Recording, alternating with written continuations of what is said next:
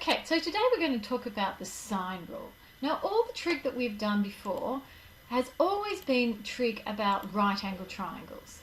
And, well, that's the only thing you've ever done. And what we're doing now in Year 12 is we're introducing the sine rule. And this sine rule works in non-right angle triangles. Now, there's a lot of information about this, a lot of things I could show you, but the main thing is this is what appears on your formula sheet. Now, to understand what little a's and big A's are, you need to understand how they come about the triangle. So here is my triangle, and I've got triangle A, B, C. So if I label the vertices of my triangle A, B, C, then the angle in the middle here are also labelled A, B and C. Now the tricky thing is the side opposite angle C is little c, the side opposite angle B is little b, and the side opposite angle A is little a. And that is how we get the sine rule. Now, it's going to be easy for me to show you how to use the sine rule. To use the sine rule, you've got A over sine A equals B over sine B equals C over sine C. You only really need to use two parts of that. And perhaps you probably don't even need to use the formula at all. So, the way I like to think about it, I want an angle and a matching side. So here I have an angle and its matching side. And here I also have an angle and its matching side. And it's useful to draw on these two intersecting sausages so you know what's going on.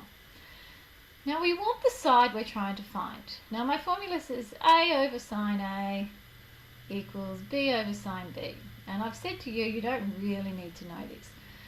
A side over the sine of the angle. Here is the side I'm trying to find out. So I always put my unknown first. Over the sine of the angle that belongs to that side. And the angle is 80, so it's sine of 80. Equals B. Now that's another side, so I find another side. So here's my other sausage. So the B is 16. And the sine of that angle is sine 40. And what you have here is a nice simple equation. Now to solve it, the best thing to do would be to times both sides by sine 80. So that these cancel out. So what you're left with is really x equals 16 sine 80 over sine 40. And that's something simple you can put into your calculator. And if you place that into your calculator, I think you get something like 24.5134, something along those lines, and correct to one decimal place, 24.5 centimetres correct to one decimal place. And that's how simple it is. So let's have a look at the next one. Find the unknown length x in the triangle below. Similar work.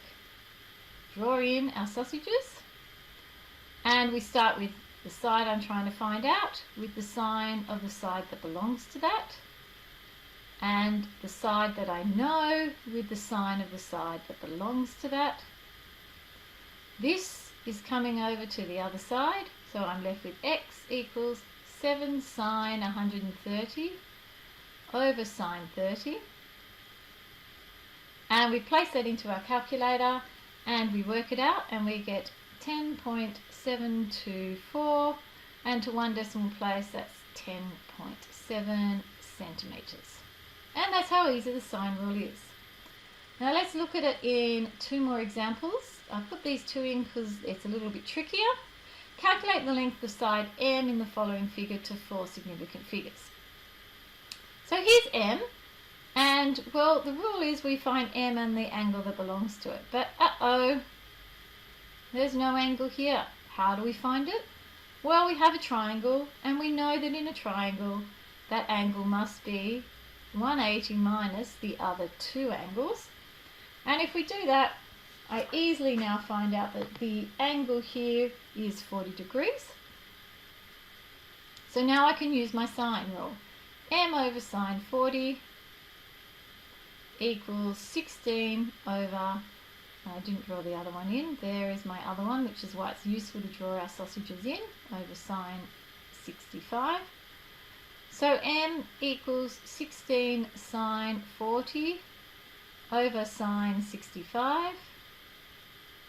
And if we place it into our calculators, we get 11.3478, something along those lines, and to 4 significant figures, 1, 2, 3, 4, so that's 11.35 meters to 4 significant figures. So having a look at the last question, similar, here's x and my number I'm trying to find out, and here I've got my 20 kilometers, but I am once again missing an angle. So we find that angle, and if we do 180 minus 60 minus 75, I think you get that angle to be 45 degrees. So now we can use the sine rule.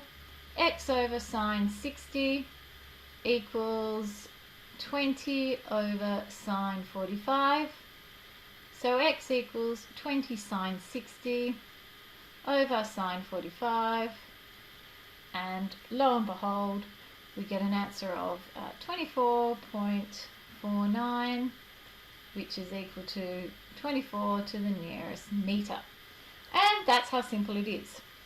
Any questions? You know where to find me.